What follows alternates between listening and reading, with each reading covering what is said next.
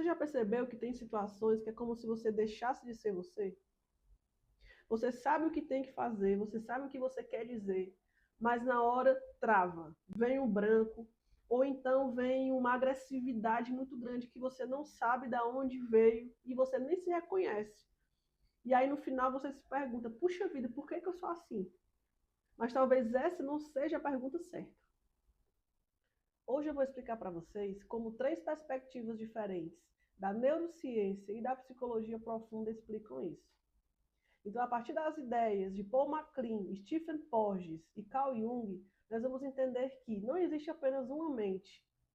Na verdade, o que existem são camadas da mente. E nem sempre a camada que está presente na situação é a camada mais consciente.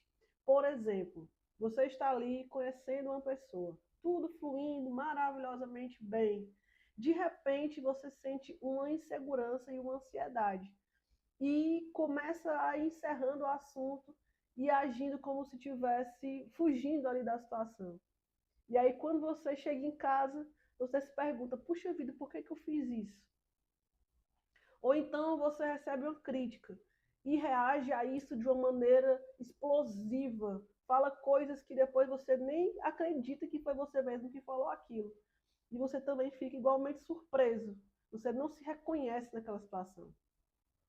Existe uma teoria da neurociência proposta pelo Dr. Paul MacLean que vai ilustrar bem isso.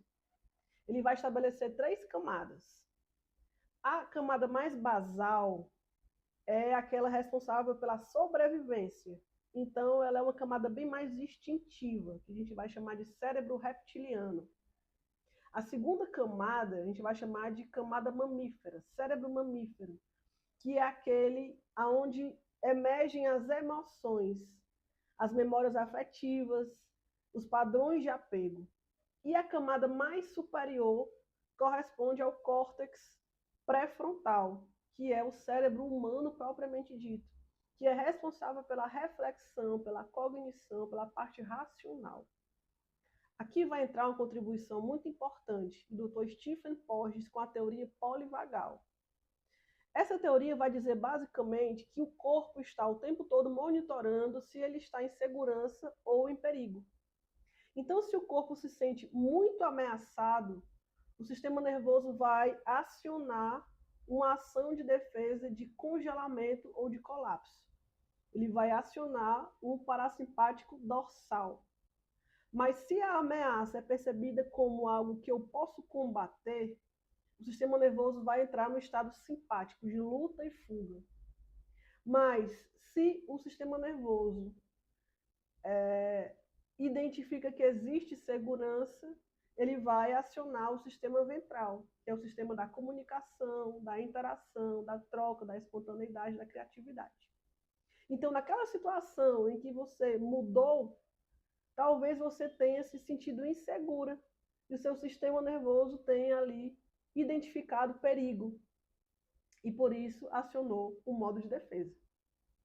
E aqui eu quero ressaltar que essas ações são pré-conscientes, ou seja, não partem da minha decisão.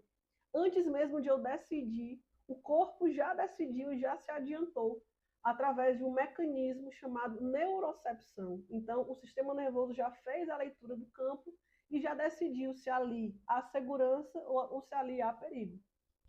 E agora eu quero trazer uma imagem muito bonita de Carl Jung. Jung uma vez sonhou que estava em uma casa.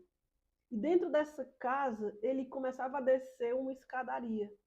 E cada andar correspondia a uma camada da experiência humana. E ele ia descendo até chegar aos fundamentos mais básicos, mais estruturantes dessa experiência. E aí ele entendeu essa noção de que a psique é formada por camadas. E no andar mais alto está a consciência, aquilo que eu sei que estou fazendo e que eu faço voluntariamente. Mas nas camadas abaixo existe o inconsciente. Então existe o inconsciente pessoal, que é formado por complexos que dizem respeito a experiências profundamente marcantes do ponto de vista emocional. E no andar mais baixo existem os arquétipos, que dizem respeito às estruturas da experiência humana. Então, todas essas camadas influenciam a nossa ação consciente sem que a gente perceba. Então, o que a neurociência percebeu no corpo, Jung percebeu na alma, que é o quê? O cérebro funciona em camadas. E é o sistema nervoso que define qual camada irá prevalecer naquela situação específica que você está vivendo. Então, se você está mais presente, mais regulado, mais seguro, é a camada de cima, é o andar de cima que vai responder, é a consciência. Mas se algo te ativa internamente, aí você desce. E aí entra em ação as emoções, os afetos, os padrões antigos e até situações, até imagens que não são necessariamente da sua história, mas que pertencem à história da humanidade.